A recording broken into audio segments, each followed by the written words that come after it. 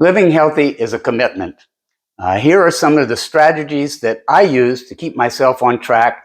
And listen all the way to the end because number 14 might be the most important of all. Number 1, when you're buying groceries, buy fresh, frozen, and canned vegetables and fruits. But when you buy canned, make sure to read the labels. 2, when you get those groceries home, try to prep them for the week. Get your fruits and vegetables cut up and put away in containers in the fridge.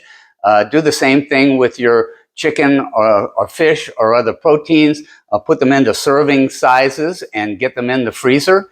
And that's going to make it a lot easier to stick with your diet through the week. 3, when you're at the supermarket, typically shop the perimeter. That's where the fresh foods are. The interior is going to be mostly packaged foods, and packaged foods are rarely good for you, and that includes packaged food that claims to be healthy. 4, and this is a really important one for me because I like to eat small and snack on things all day long. So I keep in the house fresh fruit, nuts, trail mix, cheese, hard-boiled eggs, and I try and keep out of the house the unhealthy snacks that I would probably eat if they were here. 5, buy whole grain breads and minimally processed cereals and read labels. Food Inc. is constantly lying to you about what they're selling you. 6, walk away from big industry fast foods. It really is poison. You can get quick meals by going to the local taco stand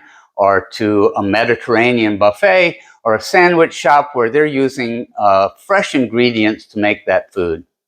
7, stay hydrated. I drink 16 to 20 ounces of water as soon as I wake up in the morning to get myself on track. And typically, filtered tap water is going to be better for you than bottled water. Bottled water is loaded with microplastics, and the typical American ingests about a credit card in weight of plastic each week. Ew. 8, as much as you can, set a schedule and make a routine for getting sleep. And remember, too much alcohol, it might help you get to sleep, but it'll make for a bad night of sleep. You won't get the rest that you need.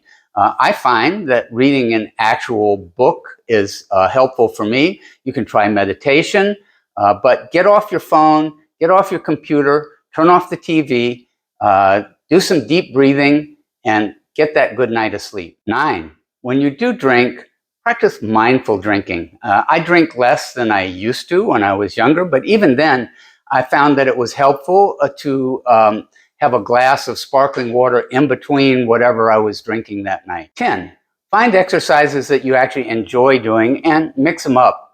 Cross-training is really the best way to go. Find yourself an exercise buddy or a group of friends and keep each other on track. Get off your computer and off your phone when you can and get out of the house, get outside. My bicycle is my escape and my lifeline. But just going for a walk will boost your mood and clear your mind. Focus on the world around you, and for that little brief time, let your problems go. 12, join a volunteer group or a gym or a church, but build a social circle of people around you that you care about and who care about you. 13, get a good general practitioner doctor that you like and develop a relationship with them. If you both agree that you need meds, stay on them, get your vaccinations, and remember that food is your best medicine. 14, and I don't mean to be flippant, but be happy. Life is hard, but you can choose to focus on the good things. I start every morning listing the things that I'm grateful for in my mind. It's a great exercise. If you like this video and others from 105-Minute Meals, please subscribe. Hit the like button and hit the bell button so that you get notifications when we come out with new videos. Pura vida from Costa Rica.